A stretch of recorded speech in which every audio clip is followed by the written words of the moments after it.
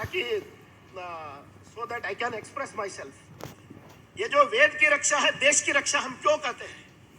आज के दिन आप देखिए मणिपुर में क्या हो रहा है, आज के दिन में आप जम्मू कश्मीर देखिए, आज के दिन में केरल का एक बॉर्डर देखिए, आज के दिन में गोवा का बॉर्डर देखिए। हो क्या रहा है? आपको वेद की ध्वनि कम सुनने में आती है। वेद का जो ध्वनि है कम सुनने में आता। చాలా తక్కువ వినబడుతుందండి అక్కడే వేదము। ఎక్కడ వేద ధ్వని తక్కువ వినబడుతుంది అక్కడే మనము మన సంస్కృతి నుంచి దూరం అవుతామండి। ఇదే సందేశము, वेद की रक्षा, देश की रक्षा। अगर इस वन में भी, इस आश्रम में भी वेद की ध्वनि अगर है, हम देश की रक्षा कर रहे हैं। लोग आपसे पूछेंगे, भाई हमको ये जो हाथ पैर देखिए, कुंडली देखिए, जातक देखिए, लेकिन कोई संस्कृत पढ़ने नहीं आएगा। लोग कहेंगे पंडित जी हमारे घर में आप पूजा पाठ करिए, पंडित जी हमारे घर में आज जो है ना गृह प्रवेश कराइए। మనము గృహ ప్రవేశం ఉంటుంది, మీరు రండి అని అడుగుతారు। మనం అడుగుతాము, మీ ఒక పిల్లల్ని మీరు ఒక సంస్కృతానికి వేదానికి పంపించండి, లేదండి ఉద్యోగం ఎక్కడే పిల్లలకి? अगर हम अपने बच्चे को अगर संस्कृत में डाल दूंगा, वेद में डालूंगा, अरे उसको तो उद्योग नहीं मिलेगा। ऐसे कोई भी डालता नहीं। तो ये स्थिति में हमको ये जो स्लोगन है ना, उसको चेंज करना पड़ेगा। जो वेद की रक्षा है, देश की रक्षा है। अगर वेद पढ़ो, ये देश का एक सैनिक बन के वो तैयार होगा, क्योंकि देश की रक्षा उसी के हाथ में है। अगर हम इससे 20 साल पहले अगर हम इस उद्यम से काम करते, घर देखिए वेद पाठ जरूरी है, जिसको स्वाध्याय करना वो भी जरूरी है। अपने घर से हटके, अपने कमरे से हटके बाहर तो निकलो। गांधी रोड में भी तो हमारा ये जो है, जो वेद संदेश यात्रा निकालो, कम से कम 6 महीने में एक बार निकालो, साल में 2 बार तो निकालो। 10 लोगों को तो पता तो होना चाहिए। उसी तरह से केरल के सीमांत प्रांत में भी हम लोगों को निकालना पड़ेगा। अगर सही समय निकले तो हमको मणिपुर में भी इस तरह से निकालना पड़ेगा।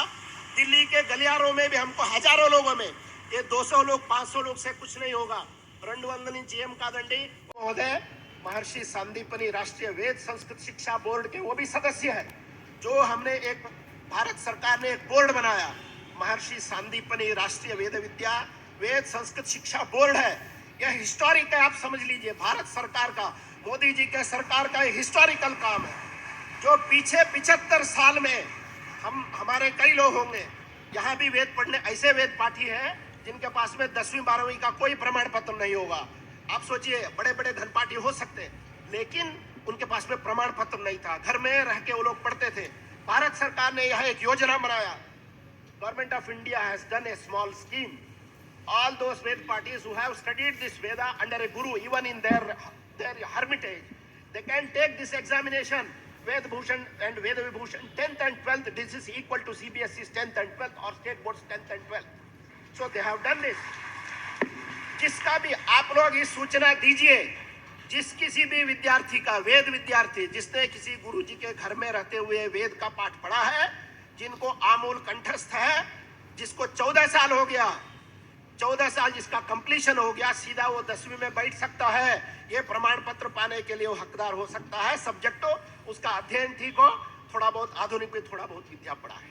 ये जो हमारे बीच में कुलपति जी है, जो अगर मूल की रक्षा हमको करना है, इसलिए महर्षि सांदीपनि वेद विद्या प्रतिष्ठान के हमारे पूर्वजों ने किया, मैंने कुछ नहीं किया है।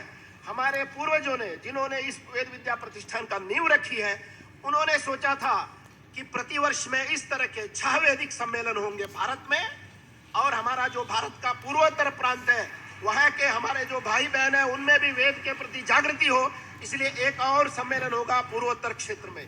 उसी तरह से 6 वेद के संगोष्ठियां होंगी, नेशनल सेमिनार्स होंगे 6। उसी तरह से नॉर्थ ईस्ट में भी एक होगा। इसी तरह से वेद जागरण कार्यक्रम होंगे। हमने एक बात जरूर जोड़ा है, ये जो वेद का पारायण है, सबको आपके जो विद्वत्ता है, जो घनपाठी है या रहस्यांश समपाठी है, उनकी जो विद्वत्ता है, उस विद्वत्ता का अनुभव समाज में होना चाहिए। उसकी नाद का जो प्रेरणा हम सबको होना चाहिए। इसलिए वेद पारायण जो है ना, प्रत्येक सम्मेलन में होगा। उसी तरह से ये हमारा विश्वास है। देश के अगर जो हम लोग बताते हैं, गृह गृह वेद पाठा, घर घर में वेद पाठ हो, गांव गांव में वेद पाठ होना चाहिए, नगर नगर में वेद पाठ होना चाहिए। अरे बता तो दीजिए, अपने रोजी रोटी से जुड़ा हुआ मामला है।